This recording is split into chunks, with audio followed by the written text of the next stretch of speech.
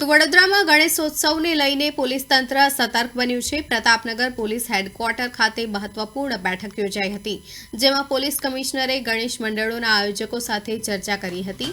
મૂર્તિની ઊંચાઈ અને ડીજે અંગેના નિયમોનું પાલન કરવા સૂચના આપવામાં આવી છે.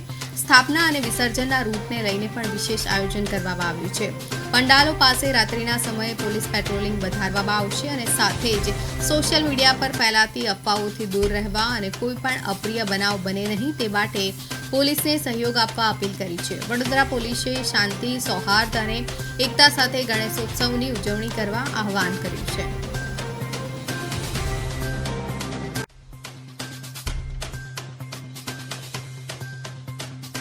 અને સ્થાનિક રહીશો દ્વારા ગણેશ ચતુર્થીના અનુસંધાને કેટલાક પૂર્વ તૈયારીઓ કરવામાં આવશે અને આમાં સુરક્ષા સંબંધિત મુદ્દાઓને પણ આવરી લેવાની જરૂર છે.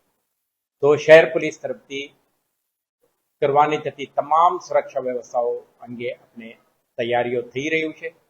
આપણે સાથે સાથે મૂર્તિ કલાકારો, આયોજકો, પંડાલ સાથે જોડાયેલા અન્ય લોકો, જુદા જુદા સરકારી વિભાગો અને સ્ટેક હોલ્ડર સાથે આપણે બેઠકો યોજીને સીમલેસ સેલિબ્રેશન માટે આપણે તૈયારીઓ કરી રહ્યા છીએ. આના ભાગરૂપે આજે આયોજકો સાથે બેઠક યોજી છે, જેમાં શહેરના મુખ્ય પંડાલના આયોજકો ઉપસ્થિત છે.